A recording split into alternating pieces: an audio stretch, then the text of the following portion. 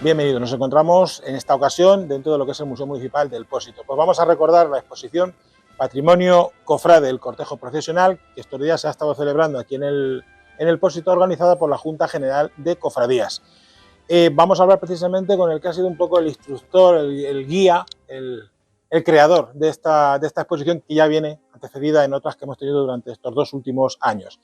¿Quién es esta persona que ya nos ha acompañado varias veces? Pues Víctor Iniesta. Buenas tardes, Víctor.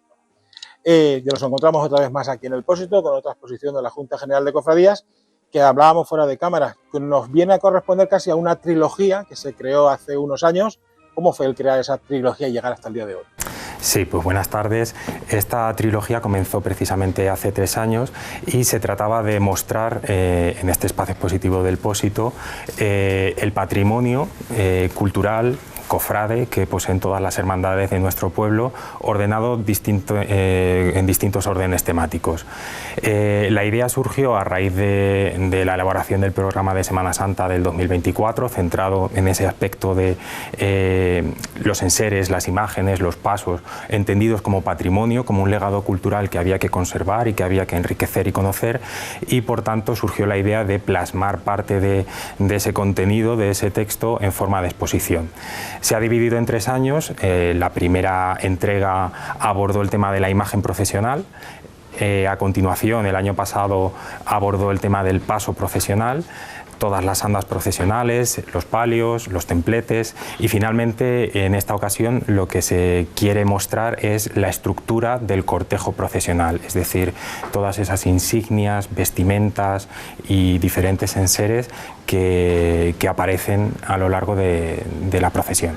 Podríamos decir en el argot teatral como una puesta en escena de lo que es llegar a lo que luego son nuestras procesiones, como tú decías, con la vestimenta, con las personas, con distintos objetos que nos hacen, pues para personas que son creyentes, pues identificar los valores de la Semana de Pasión del Señor, y en otros, pues la curiosidad y el patrimonio de cada hermandad. Efectivamente, todos esos enseres y todas esas vestimentas tienen un sentido profundo, un significado no solamente religioso, sino también institucional, a veces litúrgico también, otras veces con carácter más escenográfico, otras veces simplemente como un elemento identitario de la cofradía, así que lo iremos viendo a continuación. Eso es lo que te iba a decir, resumido, porque son distintos stands los que se encuentran, pero de cada una de las hermandades hemos descubierto, habéis traído aquí también lo que nos podemos encontrar identificativo de ese cortejo. Sí, se ha querido buscar en todo momento ese equilibrio entre las distintas hermandades, que haya una representación de los objetos más significativos en este ámbito, y se han ordenado en función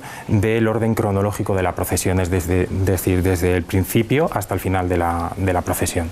Aquí nos encontramos lo que es la entrada, tenemos los llamados en campo de Cristiana rotuladores, una representación de cada una de las hermandades con cada uno de sus nazarenos, que también es tradición en nuestro pueblo que sea el cierre de las procesiones.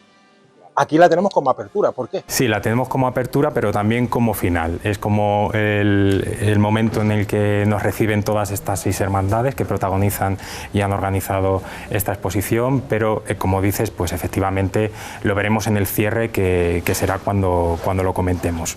Pues si te parece, vamos a ver ya el primer stand, que además, nunca mejor dicho, es, por decirlo así, el comienzo de cada uno de los cortejos o procesiones. Vamos a verlo.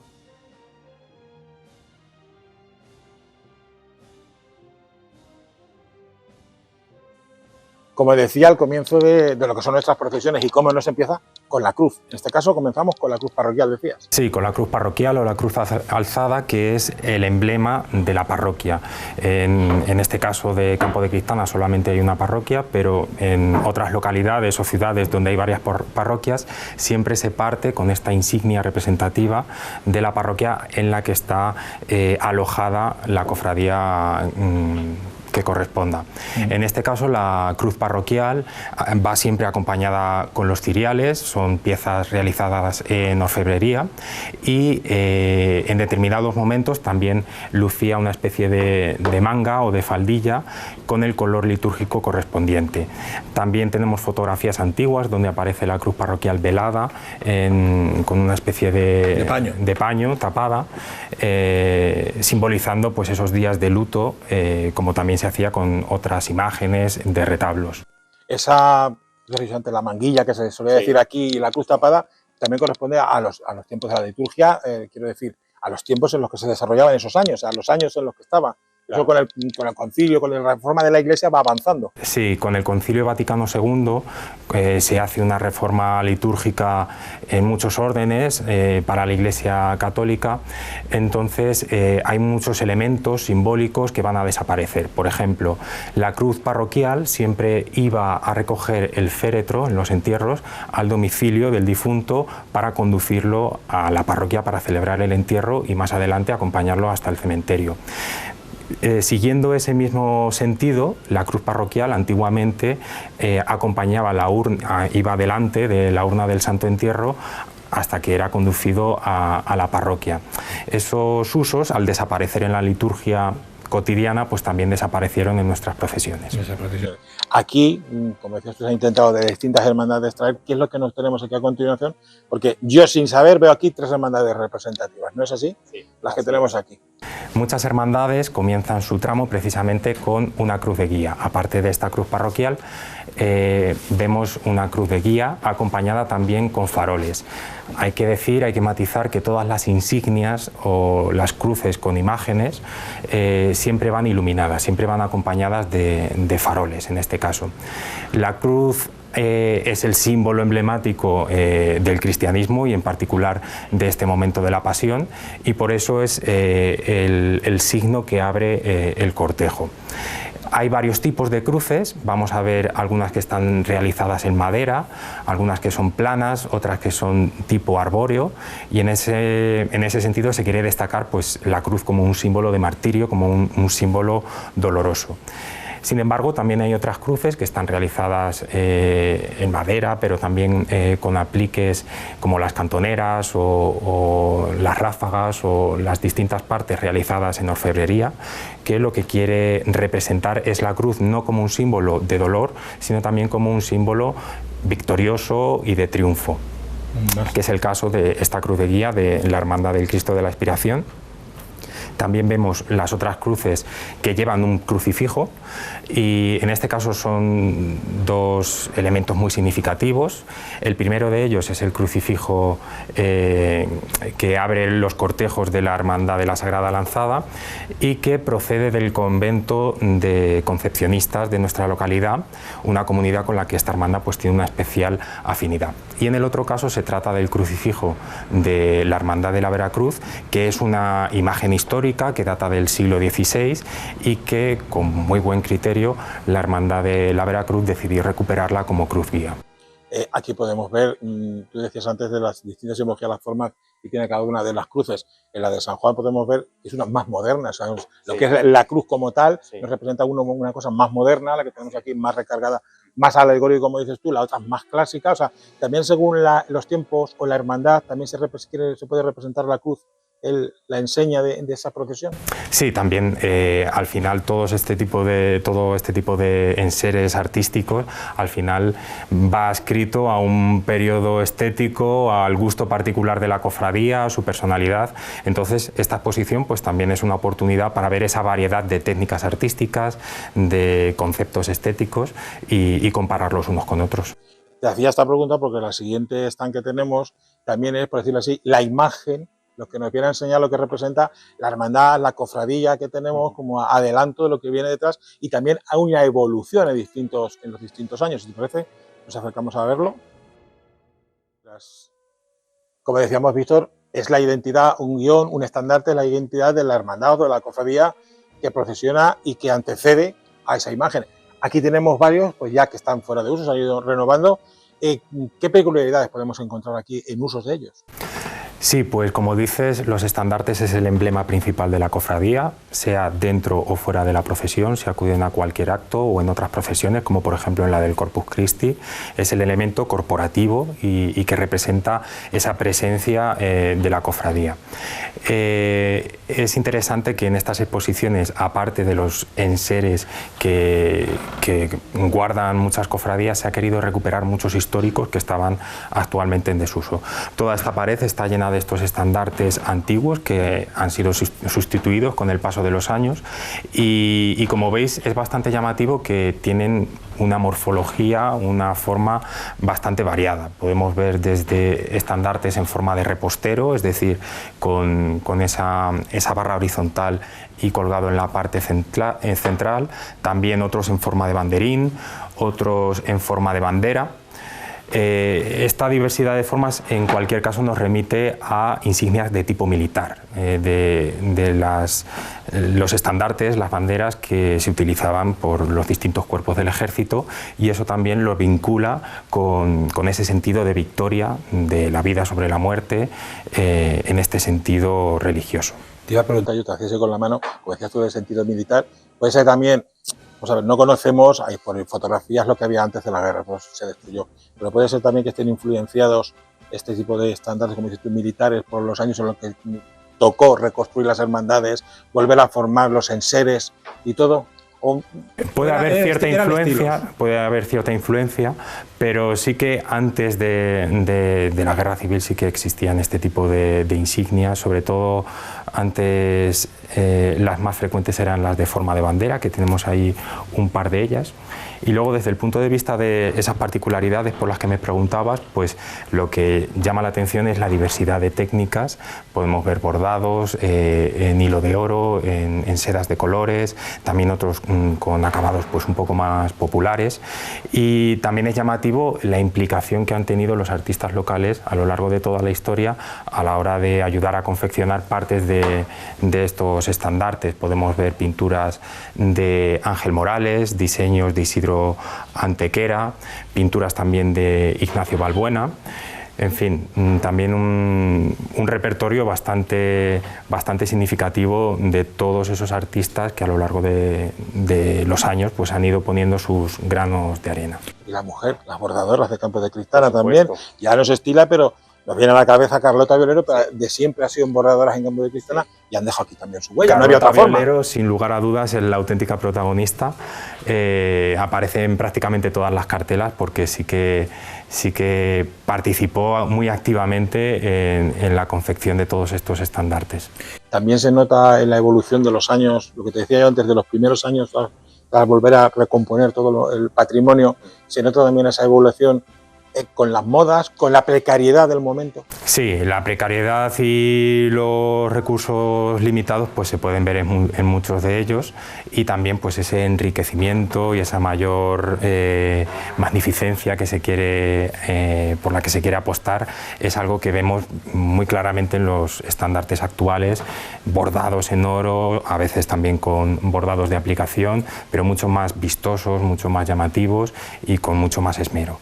Estandartes que también decíamos cuando llegábamos aquí al stand, que los vemos aquí, que no se usan, pero algunos sí se usan por desgracia, por cuando hay fallecidos en la hermandad que toca, y sí, se utilizan estos estandartes. También otra función que representan. Sí, la verdad que es bastante curioso porque muchos difuntos escogen también la túnica como mortaja, y también es algo que nos habla de esos usos antropológicos de las cofradías también, y muchos de estos estandartes, como por ejemplo aquel de la bandera procesional de la Veracruz o este de la Hermandad del Cristo de la Expiración, se utiliza para colocarlo sobre el féretro durante el velatorio de ese hermano difunto. Veíamos también, decías, el de la Veracruz con la imagen del Cristo de la Columna, y tenemos también otro que ha sido hace poco también rescatado del olvido, como es el de la Juventud Católica Masculina, que corresponde también a este tipo de hermandades, o eran los tiempos que se crean ese tipo de secciones dentro de la parroquia, también tiene su guión, ¿no? Sí, la bandera de la Acción Católica está justificada porque la Hermandad del Cristo de la Expiración surge de un grupo de jóvenes adscritos a este grupo, y que durante el primer año, puesto que no tenían un estandarte a propósito, pues desfilaron con esta bandera de la Acción Católica. Todo esto lo que podemos llamar son los logos. Cuando tienes una empresa, sí, tienes una identidad, haces un logo. Esto en las hermandades corporativa, sí. Eso, identidad corporativa. Sí, sí, sí. Y luego tenemos, por decirlo así, el que engloba a todas, que es el de la Junta General de Cofradías, el primero que se tiene constancia de él, que también es lo mismo, es una seña de todos a una, de todos agrupados. De esa unión y de esa confraternidad que conforma la Junta General de Cofradías, que es visible ya no solo en esos rotuladores que veíamos al principio, sino también delante del paso principal de cada una de las cofradías, como un recordatorio de que efectivamente es la Junta General de Cofradías la que organiza y la que coordina cada uno de los desfiles. Tú, a nivel personal, de los que tenemos aquí, ¿con cuál te quedarías como más histórico, más curioso, por confección, por no sé, curiosidad? Por curiosidad, me parece muy llamativo el diseño de Isidro Antequera. Lo veo como muy modernista, con una estética bastante diferente al neobarroco cofrade. Lo veo con un regusto bastante singular, también con los atributos de los clavos, de las flores de la Pasión. Lo veo un planteamiento muy original. ¿Vanguardista a su época, el año 1950 que veo ahí? ¿Es un adelanto de los tiempos o en Cristana, por decirlo así? Todavía no, pero sí, fuera de Cristana sí. Nos sorprendería que muchos de los diseños de los años 40, 50 y 60, por ejemplo, si pensamos en los carteles de Semana Santa, son absolutamente rompedores y modernos. Entonces sí que está muy en la línea de esa estética que estaba en ese momento. Sí, sí. Vamos a seguir ahora viendo también otros estandartes, otros guiones que tenemos ya, por decirlo así, son los más modernos y los que se están usando. Tenemos aquí otra sección que qué importante es, Víctor, la juventud, los niños en nuestra Semana Santa, el formarlos, el que ellos tengan su propio ambiente de cuadrilla, se reúnan y vivan desde dentro. Y es lo que habéis querido plasmar aquí, ¿no? Sí. Van colocados aquí todos los tramos infantiles porque los niños siempre suelen ir en los primeros tramos de la procesión acompañando a las imágenes de los niños pasionarios. La participación de los niños es algo esencial en la Semana Santa y en otro tipo de ritos y en todo lo que tiene que ver con el patrimonio cultural inmaterial, porque si no se renueva y si la comunidad no lo siente como propio, pues esa manifestación está abocada a su desaparición. Entonces es fundamental la participación de los niños. Por una parte tenemos las imágenes de los niños pasionarios, que es un paso bastante especial, que no se corresponde con ese relato cronológico de la Pasión, sino que es un paso alegórico que representa cómo Jesús, desde el momento de su encarnación, estaba conducido a cumplir esa misión, esa muerte en la cruz, para lograr la salvación del mundo. Es una idea muy compleja y muy teológica que se quiere intentar transmitir con una imagen tierna, directa y entrañable. Por eso vemos al niño Jesús abrazando la cruz, también con el orbe que representa el mundo, y hay otro tipo de representaciones también en esta línea, que por cierto es el ámbito sobre el que va a girar la conferencia del doctor Ramón Vicente Díaz del Campo, que tendrá lugar también en el Pósito. También decías tú que es una forma suave, una forma cercana, como decías, abrazando la cruz como una cosa normal, que es, desde pequeños que veamos una cosa normal en la Pasión. Sí, no debería de ser, pero hay que hacerlo así. Sí, es un contraste muy fuerte porque es como una realidad muy cruda, como ese presentimiento tan catastrófico y tan doloroso, pero confrontado con lo tierno del niño Jesús. Y estos no son los más impactantes, sino que en otras localidades se puede ver al niño Jesús durmiendo sobre una calavera, o con corona de espinas, o con el flagelo, o sea, con elementos que también tienen que ver con la Pasión, pero mucho más explícitos. ¿Cuántas generaciones habrán portado los llamados aquí popularmente el niño de la bola y el niño de la cruz? O sea, es una, como has dicho, una tradición desde pequeño, o sea, se empieza aquí. También tenemos otra sección que vemos aquí, que son los niños que acompañan el Domingo de Ramos a la procesión de Las Palmas, también. Otra faceta en la que pueden participar los niños en los desfiles profesionales son estas figuras vivientes que antaño eran mucho más variadas. Podíamos ver soldados romanos, podíamos ver a niñas vestidas como la Virgen, como la Magdalena, a niños como ángeles, y lo que ha pervivido hasta nuestros días son estos niños vestidos de los 12 apóstoles, algunos distinguidos con su con su emblema particular, como por ejemplo las llaves de San Pedro, y que van acompañando al paso de la borriquilla. Tiene que ver mucho también con esa faceta de la procesión como una representación teatral, como algo escenográfico que sea fácilmente entendible y que haga partícipe a la población al mismo tiempo. Los que conocemos la historia de nuestra Semana Santa sabemos la asistencia años antes, años 20, años 30 también, de esos, decías tú, angelitos, personas que iban con pequeñas lecturas delante de los pasos leyendo y dando a conocer también. Eso era también, como tú decías, la forma de atraer a la gente joven o de representar la pasión. O las dos cosas. Antes yo creo que más pesaba más esa voluntad de hacer una representación teatral. Lo que pasa es que imagino que se escogería precisamente a los niños por esa inocencia, por ese candor, por esa facilidad también para participar en ellos. Pero también participaban adultos vestidos de figuras bíblicas o de personajes de los evangelios, y así han pervivido en muchas Semanas Santas, como por ejemplo la de Puente Genil.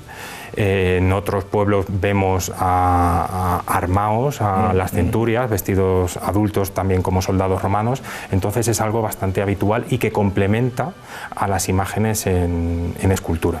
Y que, como todo, con la evolución de los tiempos, en unos pueblos, como has dicho tú, los armados, se arraiga y se potencia, y en este caso, en el nuestro, pues bueno, se ha sustituido por otro tipo de cosas, ¿no? Todo, la evolución de todo.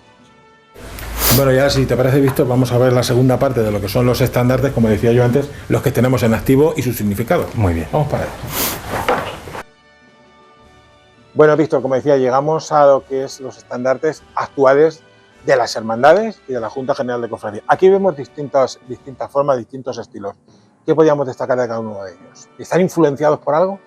Bueno, en verdad lo que podemos ver es que, aunque tengan distintas formas, se ha homogeneizado también el esquema básico, que es esa forma de repostero. Ya ha desaparecido la bandera, ha desaparecido el banderín y se ha estandarizado esta forma. Algunas tienen formas más curvas, otras tienen esta forma en punta que se llama con forma de corneta.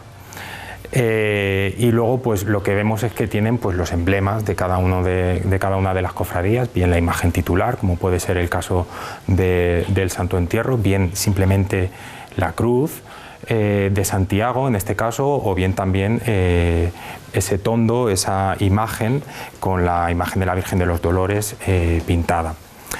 Podemos ver también distintas técnicas. Aquí cabe diferenciar el bordado de aplicación y también el bordado propiamente dicho sobre terciopelo, sobre tisú y pues distintas aplicaciones.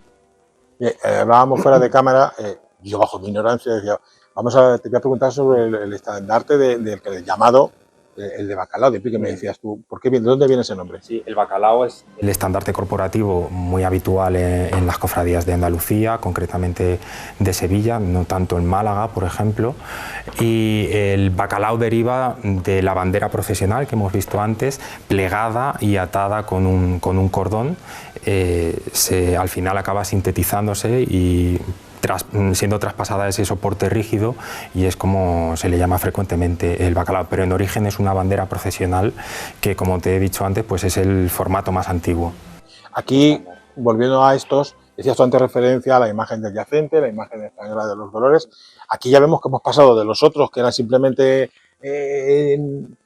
flores, por decirlo así, alegorías, las cruces, dibujos, los emblemas más sencillos. Aquí hay una cosa más recargada y más identidad de hermandad, ¿no? Sí, también se quiere enriquecer un poco la representación de la hermandad. Por ejemplo, en el escudo del estandarte de los cautivos no vemos simplemente la Cruz de la Merced, que es originalmente el emblema, sino que también vemos las cadenas, símbolo de los mercedarios, y también el emblema del rosario. O en otros pues también vemos el crismón, la M de María. El estandarte del Santo Entierro tiene otros atributos pasionistas, como por ejemplo los tres clavos, el flagelo, la caña con el hisopo, en fin, distintos símbolos que están haciendo pues a la pasión.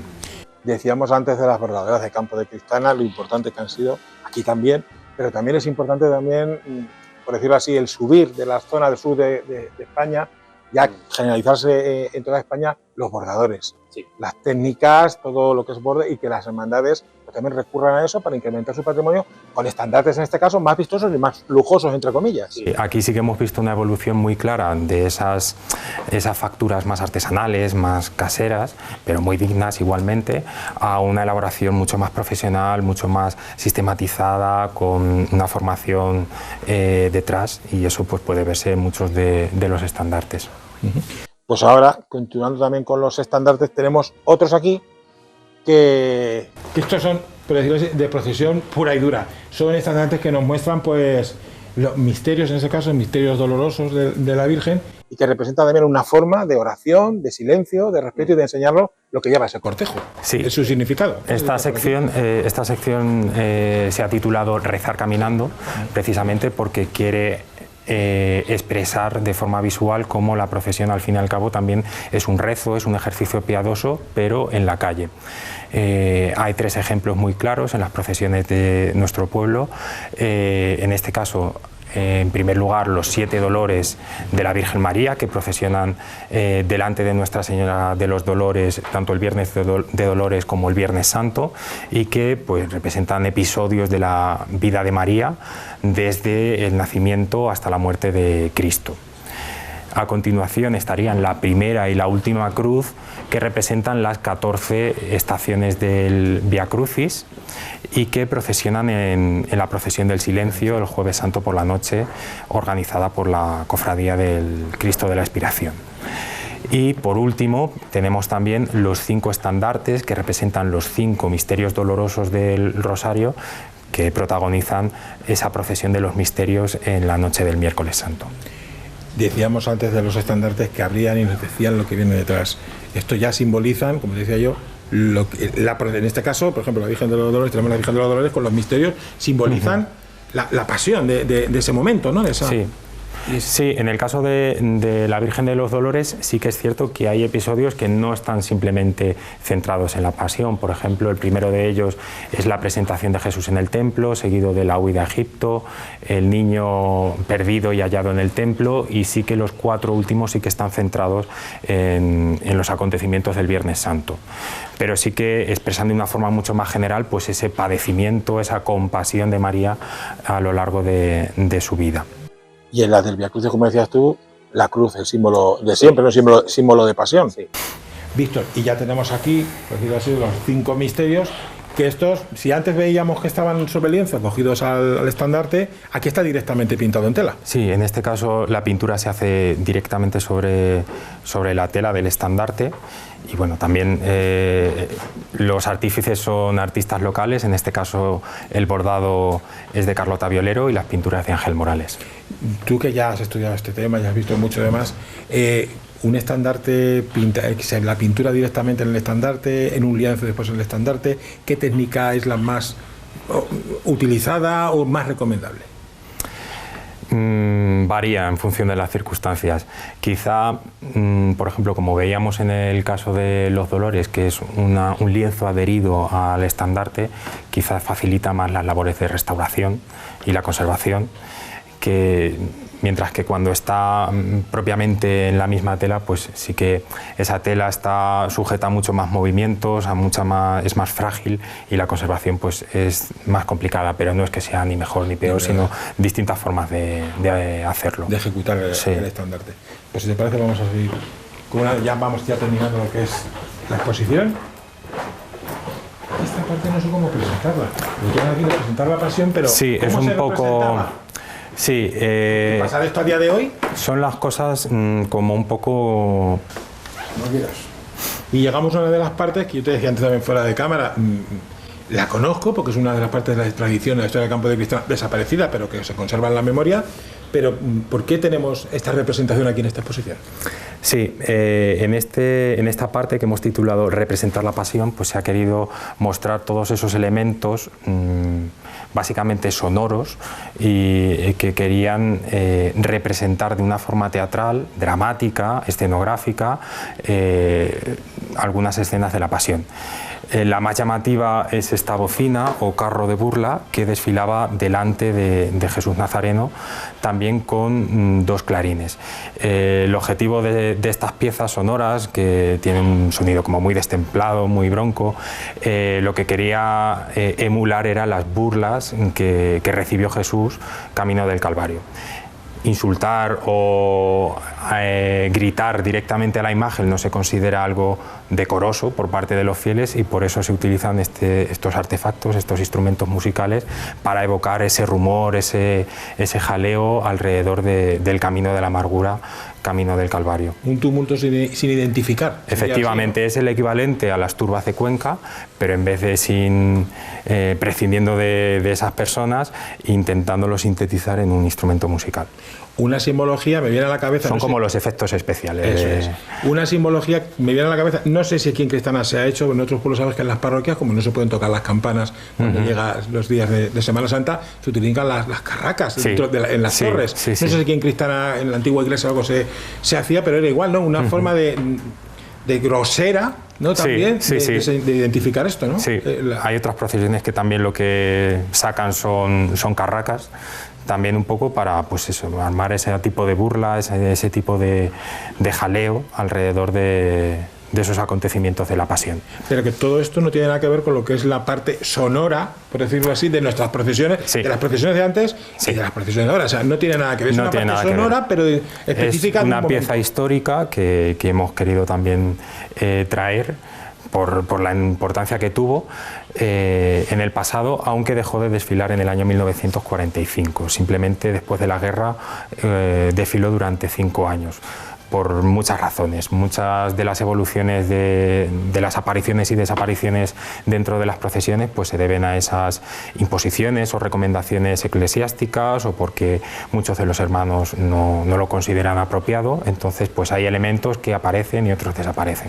Dentro de los que hablabas que desaparecen también, este fue anterior, veremos aquí detrás, tenemos la compañía de soldados romanos, que también de memoria todavía quedan algunos, o sus padres se fueron directores de la agrupación o participaron en ella, y también desapareció, pero también esto ya era la parte ya más musical, no era como esta más ofender a la imagen. Sí, pero la presencia de soldados romanos también tiene un sentido muy simbólico y muy didáctico. Los soldados romanos no solo formaban bandas de música, bandas de corneta mayormente, sino que también custodiaban la figura de Cristo. Vienen en escenas como la flagelación, bien el Nazareno o también el Santo Entierro, como una representación plástica y teatral de esos soldados que guardaron, que custodiaron la tumba de Jesús una vez que fue enterrado. También, por ejemplo, custodiaban el monumento del Jueves Santo. Entonces ese sentido de custodia, de guardia, se representaba así. Entonces ese es el origen real de la presencia de las centurias y de las compañías. Esas centurias, por cierto, siempre llevaban una insignia, que es un lábaro romano, que es lo que nosotros conocemos como el senatus. Antiguamente lo llevaba uno de esos soldados romanos, y en la actualidad pues ha pasado a que lo lleve un nazareno. El senatus, que es este otro estandarte, vendría a ser un recordatorio de que la Pasión de Cristo fue, al fin y al cabo, también un acontecimiento histórico, y por eso siempre se representa el busto del emperador Tiberio, que era el que estaba en ese momento, y también pues se representa esa insignia que significa Senatus Populusque Romano, el Senado y el pueblo romano, que era el emblema de autoridad corporativo también del Imperio Romano. Así que dejando claro con la simbología de este pequeño guión, de las escenas de la pasión, de por qué estamos ahí y quién dominaba en aquel entonces y por qué llegamos a esa pasión, ¿no? Porque es el resultado de eso. Y debajo tenemos el incensario, que también decías tú que también otro simbolismo dentro del cortejo. Sí, el incensario, como también las campanillas que procesionan delante de Jesús Nazareno, y antiguamente también lo hacían delante de otros pasos, son reminiscencias litúrgicas que nos vienen a recordar pues que la procesión al fin y al cabo parte del templo y que también es algo sagrado. El símbolo del incienso se ha utilizado por muchas culturas, muchas civilizaciones, desde los asirios, los egipcios, Grecia, Roma, y siempre con un sentido de ofrenda a la divinidad, como una especie de oración que transforma el espacio y sube al cielo. También tiene un sentido de perfume, también un sentido de desinfección y es un elemento primordial en las procesiones. Por supuesto, también se utiliza en la liturgia, en el templo, como por ejemplo las campanillas, que también las vemos en el momento de la consagración o en las procesiones eucarísticas y podría relacionarse con esa presencia delante del paso de Jesús Nazareno. Podríamos decir que en este stand, decíamos antes, de sonidos, de sentidos, nos llega a día de hoy las campanillas, la simbología de Jesús Nazareno por la mañana. Sí, es lo que ha quedado.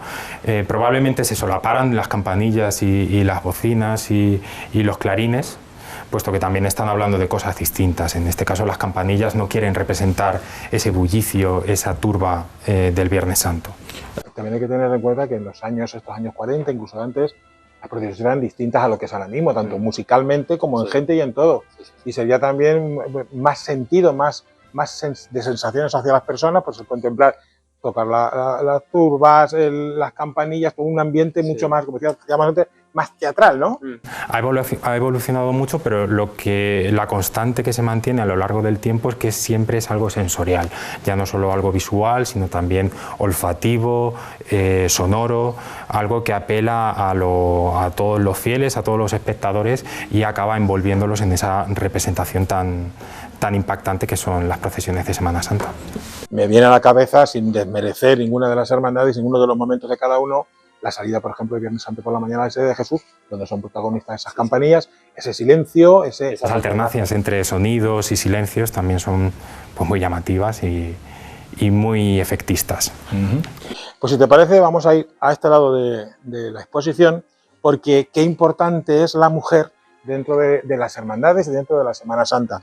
En Campo de Cristana han estado, podemos decir así, desde siempre representadas en distintos momentos, según la evolución, las ideologías, la época histórica, y vosotros también habéis querido dejar aquí constancia de la representación de la mujer en la Semana Santa. La representación de la mujer es algo, una parte esencial que quería mostrarse en esta exposición, porque, bueno, ahora que también hemos celebrado el día del 8M, el Día de la Mujer, pues en este tipo de acontecimientos siempre conviene hacer memoria.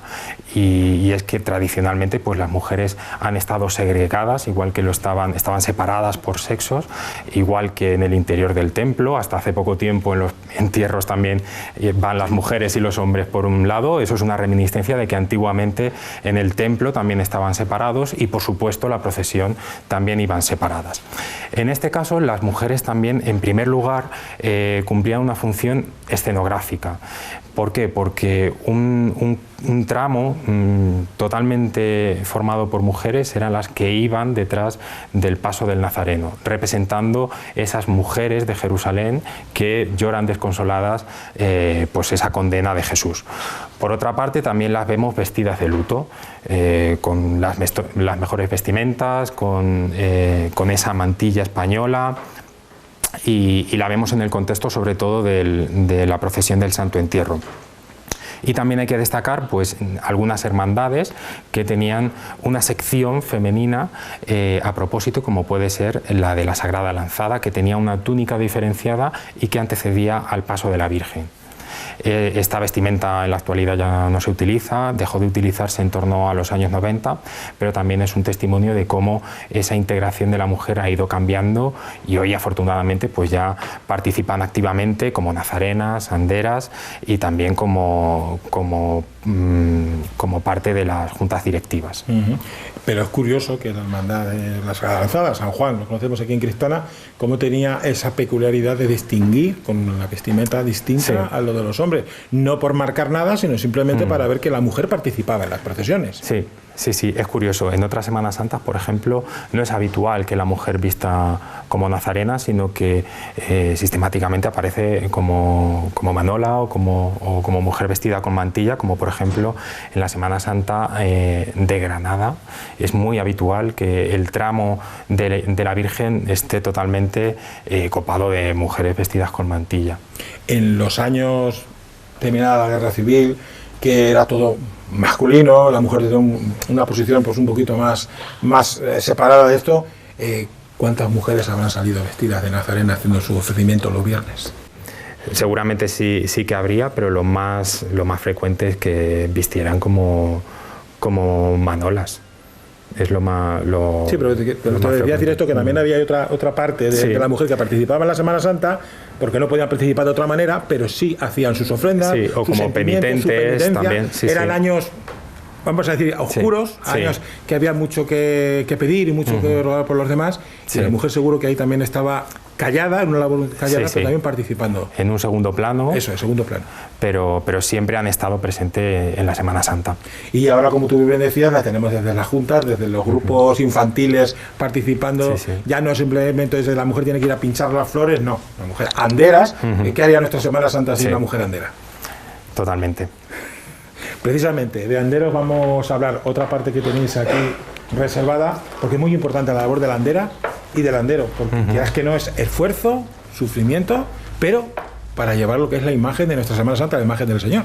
Sí, ese sentido de la utilización del cuerpo como carga, como elemento para desplazar los pasos procesionales, ya no solo tiene aparejado ese sentido de ofrenda, sino también muchas veces como una forma de pertenencia, como algo identitario, o bien a una hermandad, o también por una devoción especial a una determinada imagen. En esta parte pues se ha querido mostrar las distintas vestimentas de los anderos, que también han evolucionado con el tiempo, y para ello pues se ha querido acompañar de fotografías históricas en las que vemos que en determinado momento los anderos también llevaban el capuz, también llevaban el capirote, cubiertos, descubiertos. Hay cofradías como la de la Veracruz, que lleva ese capuz plegado como recordatorio de esa evolución de la vestimenta. Entonces pues también conviene darles ese espacio singular y totalmente protagonista, puesto que es ese tramo que va literalmente debajo del paso. También se han expuesto distintas horquillas que también han ido evolucionando y que también pues es algo muy emblemático de nuestra Semana Santa, la figura del horquillero. Y decías tú el tema del capuz, como también se ha ido adaptando a lo que es distintas vestimentas. Cuando lo vemos, por ejemplo, lo de San Juan, que veo la parte así cruzada roja, es el capuz puesto de otra manera, simboliza el capuz. En el Santo Entierro, 3/4 de la misma con el blanco. Se ha pasado de estar en la cabeza a poco ser un complemento más de lo que es la túnica, como una especie de manto, efectivamente. ¿Eso tiene su significado o simplemente es por ahí adaptando y no perderlo? No, o sea, es una reminiscencia, un recuerdo de que efectivamente antes la vestimenta de los anderos y de los nazarenos pues no se diferenciaba mucho. Por ejemplo, ahí tenemos una imagen en la que los penitentes pues no llevaban capuz, no llevaban lo que es el capirote. Entonces ha sido pues una evolución por dos caminos distintos, la de los nazarenos y la de los anderos. Dentro de esta parte de anderos, como decías tú también, de horquilleros, ha evolucionado lo que es la horquilla, pero porque también dentro de este cortejo, y no tenemos aquí porque no es el tema a tratar, pero lo saco aquí, también ha evolucionado también la forma de portarla, sobre todo las andas, también ha evolucionado también ese mundo. Sí. Al hilo de la evolución musical y de la forma de las influencias que vienen de otros lugares de España, pues efectivamente la forma de portar ha cambiado mucho. Tuvimos también un periodo en el que el desfile sobre carroza también tenía ese sentido de solemnidad o de mayor seriedad. Y actualmente pues se recuperaron muchos pasos sobre andas, que es la forma tradicional de muchos lugares de La Mancha y que afortunadamente en nuestro pueblo persiste. Anderos, no costaleros. Anderos, no costaleros, ni portadores, ni... Eso es que llama la atención cuando sales fuera aquí de anderos y te dicen costaleros o portadores. Es la forma también tradicional de Campo de Cristal. Sí, y que también pues se puede replicar con otros sitios cercanos. Por ejemplo, en Cuenca, los banceros, que así se llaman por los banzos, que son como nuestros palos, cada uno lleva su propia horquilla, pero también tienen ese elemento de la horquilla, y con la horquilla van marcando el ritmo de la procesión. O sea que también es una labor ya no solo de esfuerzo físico, sino de resistencia y también de coordinación, la que hacen los anderos. En este punto, como has hecho antes referencia a Cuenca, me viene a la cabeza. Hablamos de una Semana Santa, por ejemplo, los años 50, nos quedamos con los estandartes y demás. Los medios que hay ahora, el conocernos todo de todo, la rapidez de Internet, todo lo que hay. Nuestra Semana Santa ¿tiene comparación con las de otras? Quiero decir, en esos años, tú ahora que has estudiado, has visto, ¿ves que nuestra Semana Santa sí lleva la misma línea que otros pueblos, otras ciudades? Claro, sin conocerse, porque ahora es muy fácil decir, tú eres Cuenca, comparas con Cuenca, pero a lo mejor en los años 60, 50 no había comparación. No, efectivamente, personalmente, yo creo que el estado actual de la Semana Santa, el valor que tiene ha sido la evolución que ha tenido a partir fundamentalmente de los años 80 hasta la actualidad, porque son las décadas en las que considero que ha habido una mayor implicación por parte de la sociedad y que es en la que se termina de configurar tal y como entendemos hoy en día la Semana Santa. La Semana Santa de los años 40, 50, pues era una Semana Santa mucho más modesta, mucho más comedida, con un valor muy interesante igualmente, pero el despliegue que ha tenido en las últimas décadas es lo que termina de darle mucho más mérito a nuestra Semana Santa. Y trabajada desde dentro, o sea, no nos hemos reflejado en nadie. Sí, efectivamente, ahí reside yo creo que una de las claves de su éxito, que no ha habido un agravio comparativo ni una exportación, porque por ejemplo muchas Semanas Santas también se revolucionan con la expansión del costal, de esa forma de llevar los pasos, o por la influencia de la imaginería de otros lugares, y en este caso, al estar en un espacio intermedio entre Valencia, Andalucía y Castilla, pues yo creo que hemos sabido preservar muy cuidadosamente pues la identidad y la personalidad de la Semana Santa del Campo de Cristal. Cerca de Castilla, pero no castellana, no es una Semana Santa castellana. Tiene partes de Semana Santa castellana, si no, por ejemplo, el orden cronológico es un rasgo muy propio de la Semana Santa castellana.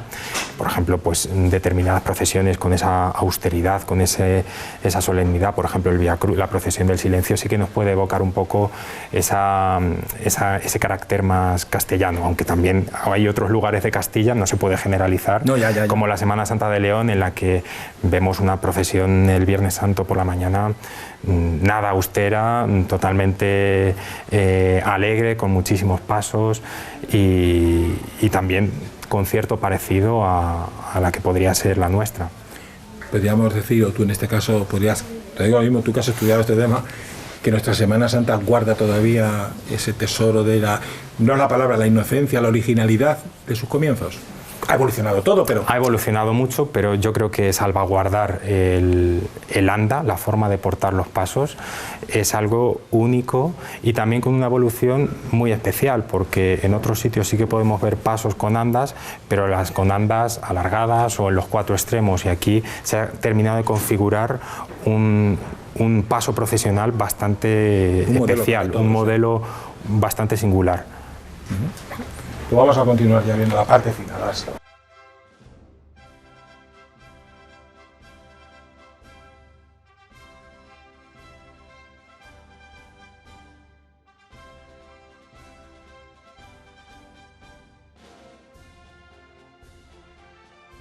Víctor, decías tú antes, tenemos aquí un nazareno, un penitente de los que salen los viernes de Cuaresma por la noche a hacer su penitencia personal. ¿De dónde nos viene esta tradición? Pues ligado con ese esfuerzo físico también de los anderos, también tenemos los penitentes, que no solo salen en Cuaresma, sino que también en la procesión del Viernes Santo, fundamentalmente, y que son el origen mismo de las procesiones de Semana Santa, más incluso que las imágenes procesionales. En el siglo XVI las procesiones consistían en que los propios hermanos hacían su disciplina física, su penitencia. Es lo que conocemos como disciplinantes o flagelantes, ellos mismos se iban flagelando. Con el paso del tiempo, sobre todo en el siglo XVII, esa disciplina tan explícita y tan sangrienta y tan dura y tan impactante también para la gente que lo contemplara, evolucionó y pasó a este modelo, el modelo de los nazarenos, es decir, los hermanos que, imitando a Jesús, cargan su cruz y siguen, con ese mandato del Evangelio de carga, coge tu cruz y sígueme. literalmente, así lo hacen en el desfile del paso del Viernes Santo detrás de Jesús Nazareno. Llevando su propia penitencia, por lo que fuera, sí, pero promesas. Eso es, por sus promesas.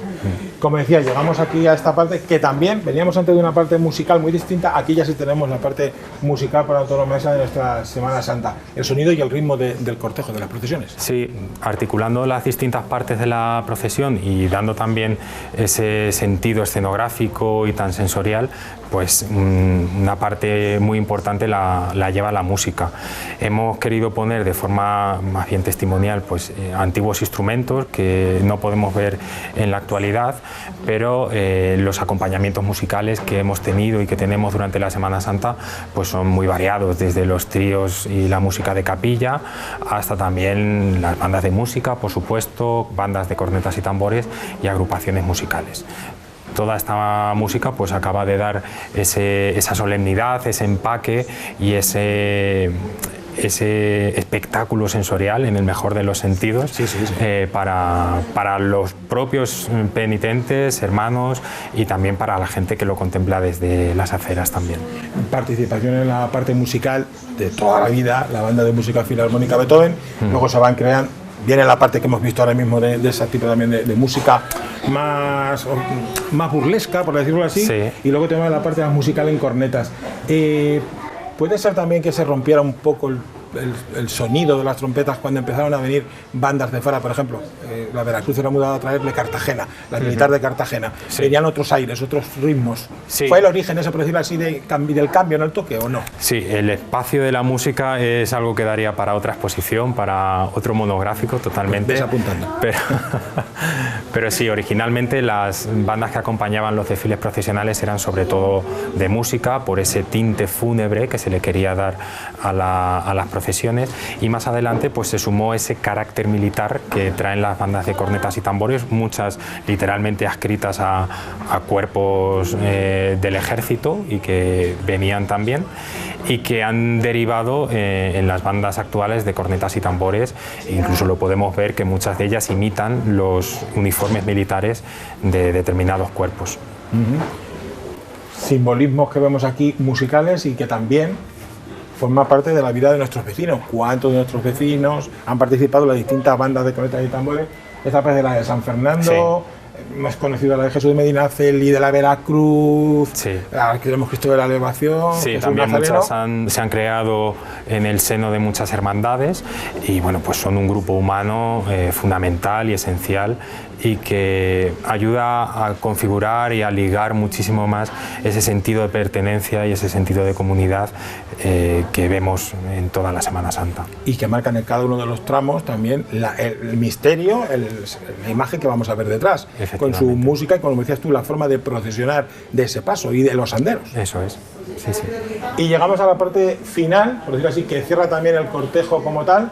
Pero como tú ahí pones ahí en la cartela, la clausura del rito, el Santo Entierro, el final del cortejo. Sí, ya no solo el Santo Entierro, sino cualquier procesión va cerrada o debe ir cerrada con la presidencia eclesiástica. Todo lo que se refiere a la parroquia de pertenencia es lo que, como hemos visto, inicia y finaliza el desfile. Eso también quiere subrayar que la procesión no es un acto aislado, sino que parte y termina en el templo. Y es una deriva de los oficios litúrgicos y de las distintas celebraciones que se dan en ese día. En esos días los sacerdotes visten la vestimenta del color litúrgico que corresponda, bien rojo, bien morado, blanco el Jueves Santo. Pero en este caso se ha querido exponer una pieza histórica que está en desuso. El color litúrgico, el negro, es una de esas cosas que se dejó de utilizar a raíz del Concilio Vaticano II.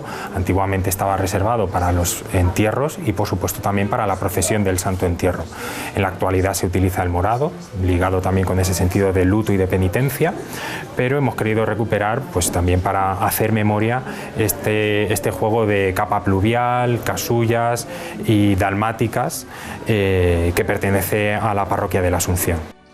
Podríamos decir que habéis intentado recopilar, ya hablábamos antes de esas sensaciones, esos olores, pues una sensación, un recuerdo oye, más de luto, más respeto, más Sí. todo que significan igual, pero que representaban antiguas procesiones, ¿no? Sí. Que también se ha ido evolucionando, que en este caso se ha perdido, pues en este caso por una prescripción eclesiástica, Sí. pero que también lo podemos comparar con las imágenes fotográficas y que nos evocan pues esos tiempos también en los que la Semana Santa era bastante diferente. También dentro de esta representación, en estas vestimentas, también teníamos otros atributos. En el caldeo, en el cartel, pues también está el tema de medallas, cetros, todo también ha ido evolucionando y también tiene su simbología. Sí, ahí iríamos a cerrar, iríamos a concluir, ahora sí, con esos rotuladores. Sí, lo que decíamos al principio, lo que nosotros llamamos rotuladores, aquí los tenemos otra vez. Aquí finalizamos ahora sí con esos rotuladores, en el que vemos también la evolución de las vestimentas, del hábito del nazareno, de la túnica, a la que luego se le sumó también una capa, y que también pues, los distintos colores tienen un sentido iconográfico bien relacionado con el conjunto de la pasión, pero también con la advocación concreta de cada una de las hermandades. También es un aspecto en el que podemos ver esa alternancia entre lo más sobrio, lo más económico y lo más ostentoso, según el tejido o las telas que se utilicen. Y también pues, cabe destacar que en Campo de Cristana los nazarenos no llevan cirios, no llevan tulipas, sino que llevan cetros. El cetro en este caso, en los que aparecen los cetros de los presidentes, también tienen ese sentido de gobierno y de presidencia de cada una de las corporaciones. Muchos de ellos son diferenciados, son más ornamentados, mucho más ricos y tienen ese sentido de presidir y de cerrar el cortejo, también desde un punto de vista mucho más institucional.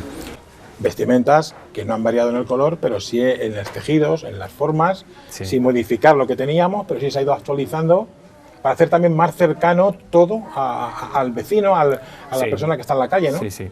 Que en la medida de lo posible, pues cada uno de los hermanos, pues adquirir esa túnica, aunque es bastante costoso, pues que sea algo accesible también para él. Vale. Bueno, Víctor, te voy a hacer la misma pregunta que yo creo que he hecho al principio. Una vez que hemos recorrido la exposición, ¿qué importancia tiene el cortejo procesional en una procesión de Semana Santa? Pues el cortejo procesional, como hemos visto, tiene muchísimo sentido,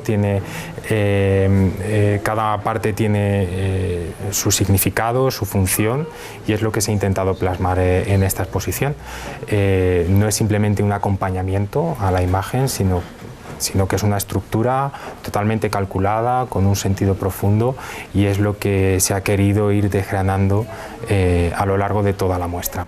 Y recordar lo que no teníamos, por decirlo así, que También pertenecía a ese cortejo ha en otros ido tiempos. de ir recuperando esas piezas históricas que afortunadamente las hermandades conservan, aunque ya no las utilicen, también haciendo pues un acto de conservación y de memoria del patrimonio muy importante. Porque lo importante de todo esto, decíamos al principio, lo decías tú en esta trilogía de exposiciones, es recuperar el patrimonio visual, material, y tenerlo para las generaciones venideras. Efectivamente, el patrimonio inmaterial, la Semana Santa es una de las manifestaciones que se engloba dentro de esta familia de bienes, es algo que está en constante transformación, en constante negociación, entonces pues es algo imprescindible dejar testimonio, tanto escrito como visual, de cuál ha sido su evolución y también que esa historia, revisar esa historia, sirva también como inspiración para dar continuidad y para indagar en nuestra propia identidad de la Semana Santa. Nuestras raíces. Efectivamente. Bueno, Víctor, no sé si nos queda algo más que decir de esta exposición, de este recorrido. Si no es así, pues darte las gracias, Víctor Iniesta, una vez más por estar con nosotros, por ayudarnos a entender la exposición para todos aquellos que no hayan podido ver estas 15 días que ha estado la muestra expuesta en el Pósito, pues que la vean a través de la televisión, y que conozcamos y aprendamos, yo he aprendido bastante, aprendamos algo más de nuestra Semana Santa, de los simbolismos, de las tradiciones, del acompañamiento, como dices tú, de cuando vemos en la calle la procesión, no cosas nos da tiempo, o cosas que damos ya por hecho, el tanto. nazareno, el cetro, no sé qué, Sí. pero no sabemos de dónde viene, o sus orígenes, o por qué están ahí, y la simbología que tienen sobre todo.